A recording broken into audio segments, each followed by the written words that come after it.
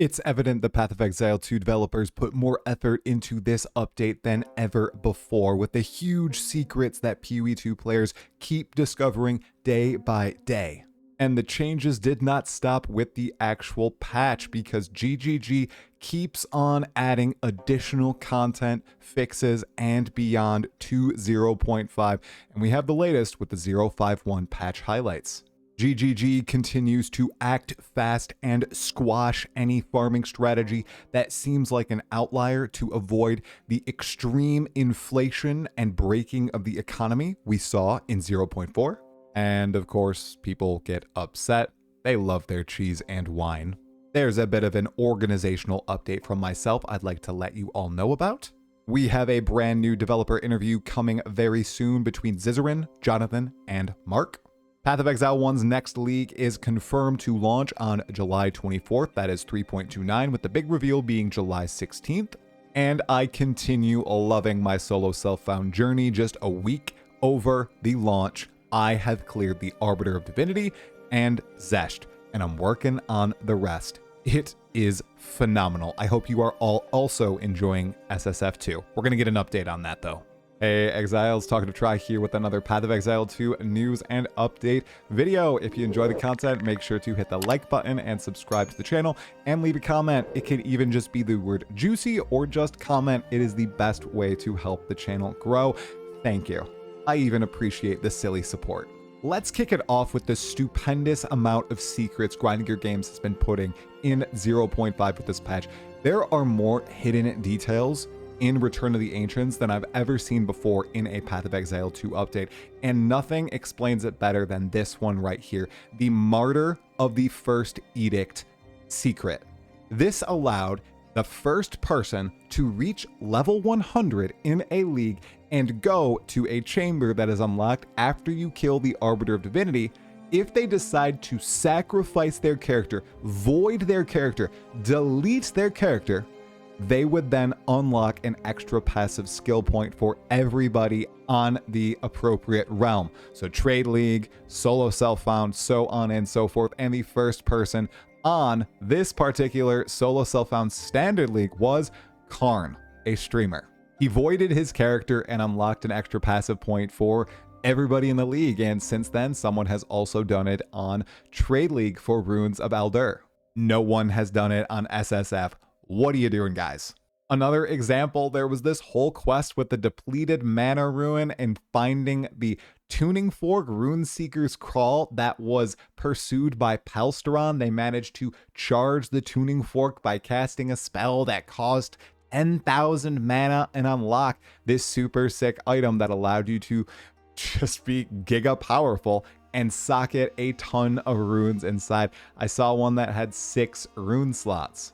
Then, of course, there were the barracks rings and the taming, and apparently there are just more and more secrets being discovered by the day. For example, I just finished the Breach storyline, and spoilers, skip ahead if you don't want to hear.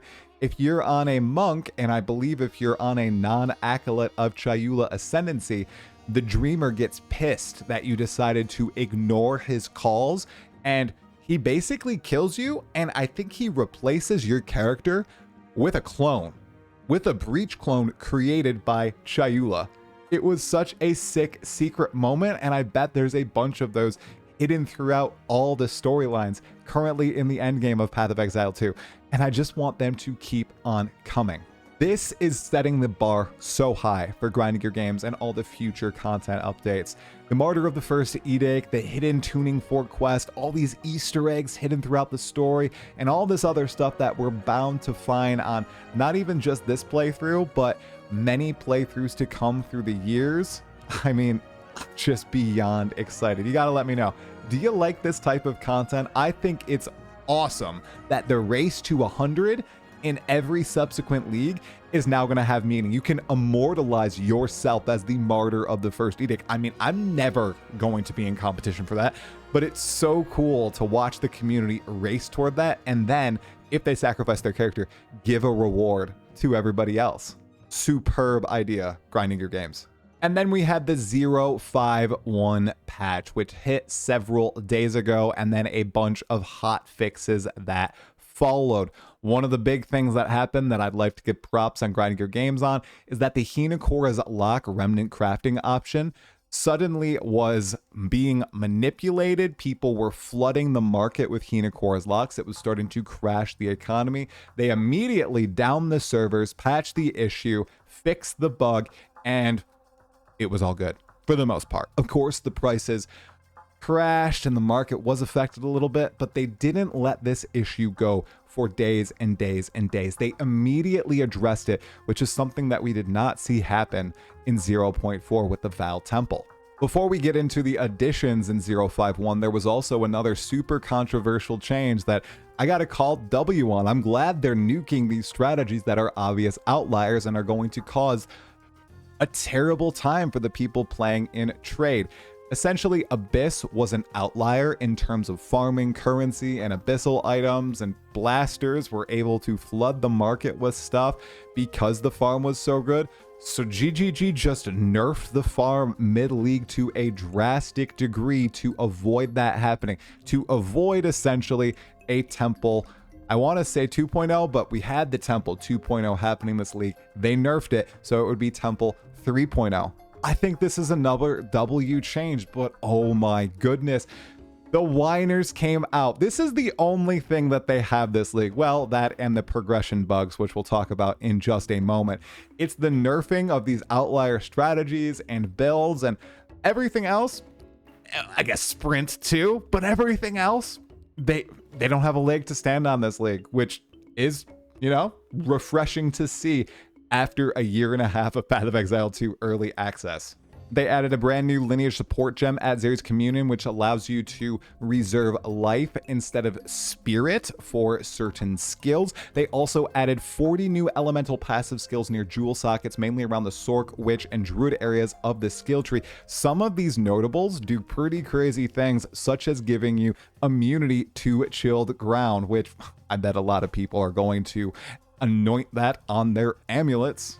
They also changed a lot of the supports that gave you just flat extra elemental damage if you killed something with attacks with that certain gem to be allowed to use with spells, which is a good change for spellcasters, which is obviously what they're trying to do with these elemental passive skill changes and additions as well. Spells outside of cast on crit suffering just a little bit from what I've seen. Okay, I think totems are also pretty strong too. They added 24 more passive skills to the top section of the Atlas passive tree that affect individual biomes, which is a mechanic that I have not interacted with a lot yet, only having cleared 2 quest lines. Let me know in the comments, are you guys interacting with biomes and using them in your strategies? It does look like there is a lot of interaction, especially with certain areas that are in one biome, but also are applicable to be another type of biome. I bet there's some crazy stacking potential there. They also added checkpoints to summoning circles, which allow you to summon bosses in endgame maps, allowing for easy navigation back to them. This is especially nice because there are some abilities that allow you to use summoning circles twice on maps, and this will allow you to easily get back to them if necessary. Refutation, which was also a standout defensive skill gem added, along with all the other Kelger skills, had a bit of a nerf, so you couldn't stay infinitely invulnerable as long as you had a decent enough stun threshold. So another good change from GGG, nerfing an outlier. And you can see here, logging out now preserves your heavy stun build out. So if you sprint, get hit, trip, log out, when you log back in, you will still be heavy stunned. Now, I'd like to talk a little bit more about this debate because I had some people going wild in the comments. Myself, just my personal opinion, I think sprint is mostly fine. Sure, there could be some quality of life fixes, still getting caught on terrain, make it a little bit smoother with some skills, but I really think that it is a great risk-reward ratio to have in the game. If you want to move fast, you got to master the art of sprinting and dodging. Good. Keep it in the game, grinding your games. However, I heard from Arrow, who heard from Palstron, an idea for people who want to min-max and not need to sprint. Maybe they could add a rune in the game that disables sprint but adds 5 or 10% to your base movement speed. Or I thought maybe they add a keystone that disables sprint and allows you to have a higher base movement speed as well, with maybe another trade-off, or maybe instead of getting heavy stunned, you're light stunned with your sprint, but your sprint is slower. I think there could be some more interplay with sprint, but as a base mechanic, I really think sprint is fine as is, and I really don't want it to be, as some people are still requesting, and having sprint become the baseline movement speed for your characters in Path of Exile 2. Please, no. We already go quick enough at endgame. Unless you don't have 30% movement speed boots like I do not have in solo self-found. As a reminder, there will be a developer interview between Zizarin, Jonathan Rogers, and Mark Roberts today. I think this is the first one Ziz is doing with Jonathan and Mark since the Dawn of the Hunt interview, so we're probably going to get a post-mortem of 0.5, the reception to it, and maybe a hint as to what's to come between 0.5 and 1.0's release. Speaking of, GGG have confirmed that Path of Exile 1's next update comes out on July 24th, with the live reveal being July 16th. It's going to be interesting because I think that means the next Path of Exile 2 update will probably hit in August. This will be the first mid-league reset and maybe the only reset between now and 1.0. We know that they would like to bring some major balance shifts to the game. I hope they'll give some insight into what that is in the Zizarin interview. They even said they might do some significant content drops, such as the third Druid Ascendancy, some more unique items, maybe even those Atlas Masters that were almost ready for launch but didn't quite make the cut. Any of those things would be exciting. I think that I'll still be pretty entertained with Path of Exile 2 by the time PoE 1's League comes out. So maybe I'll play it, maybe I won't. Let me know, are you a PoE 1 and PoE 2 player or just a PoE 2 player in the comments below. Before we get into my solo self-found update, in which I killed the Arbiter of Divinity on try number 2, a bit of a melancholic announcement.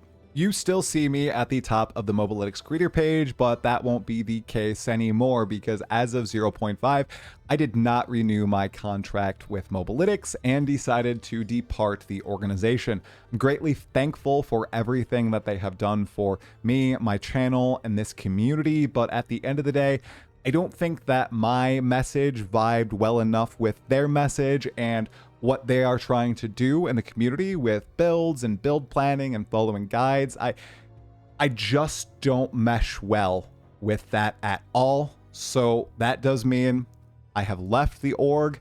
The Path of Exile with Surgog, Dreamcore, and Localhole is no more. That is why there was no Path of Exile this last weekend.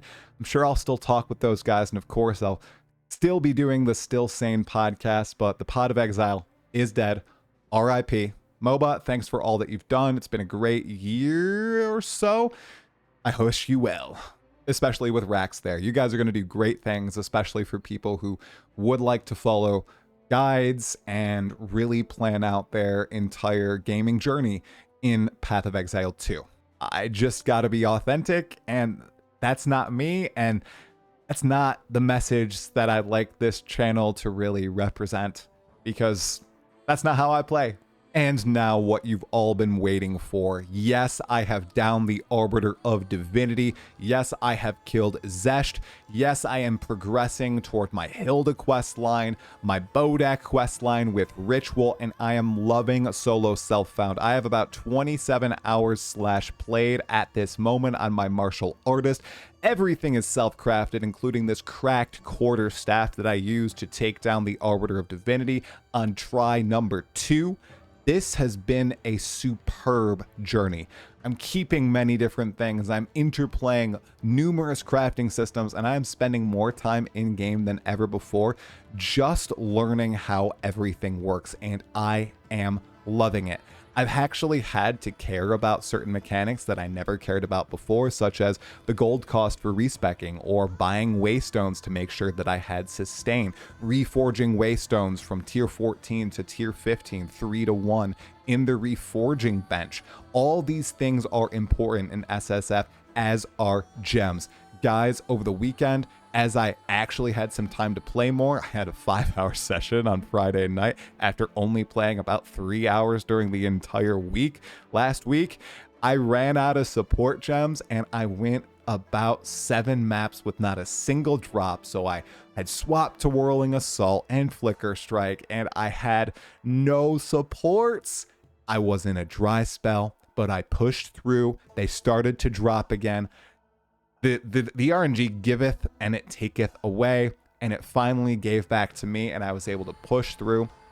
I still have not seen a single perfect Jeweler's Orb drop, but our damage is mostly all right. Like I said, we're on Whirling Assault now with Flicker Strike and Falling Thunder mixed in. I'm using so many buttons. It's a grab bag of everything. I now need to go and find an Aelith's Chimes, which is in the Derelict Mansion, so that I can generate power charges with my combo that I am just getting up to an extreme level. I also got my 3rd and 4th Ascendancies going in with only 2 Ascendancies at the time. I beat floor 3, said, all right, I'll just do the 4th floor. I had 500 or so honor walking into the 4th floor. I managed to clutch it out with 80 honor left at Zarok. It was amazing. I was sweating. I was so locked in. Probably one of the most fun experiences I've had in Path of Exile 2, and it's all because I have such a slow, meaningful progression of my character. Everything I'm getting matters. Every essence, every bone I get from Abyss. Me going toward Breach now means I'm finally going to get to upgrade my crappy amulet that I got from the interlude to Jin Baria. Yeah, I'm still wearing that, and I love it. Everything points toward you all enjoying it too. Some of the most exciting, nice, heartwarming comments I've ever read on this channel are you guys saying you started SSF because I recommended doing so and said I was going to for 0.5, and you've been loving it too. So give me your updates in the comments below. I am reading them all. I'm going to keep pushing. My goal is to down all the bosses, finish out the entirety of the Atlas, and get another build or 2 to endgame. We'll see how far I can make it. I'm currently also at 4 out of 8 challenges. Those should be completed rather soon. I'm just having a blast, guys. This patch is amazing. For me, I haven't encountered any bugs because I'm very lucky. It's a 10 out of 10. Seriously. I know, high praise coming from a Glazer, but remember where I was last league.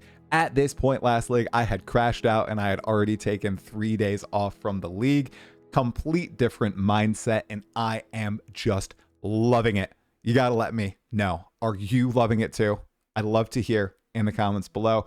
If you like this update and you want to see more news videos in the future and some videos on Guild Wars 3, that's right, make sure to like the video, subscribe, and watch this video, maybe a podcast on your screen right now. It's another great way to support Talkative Try. Have a great evening. God bless.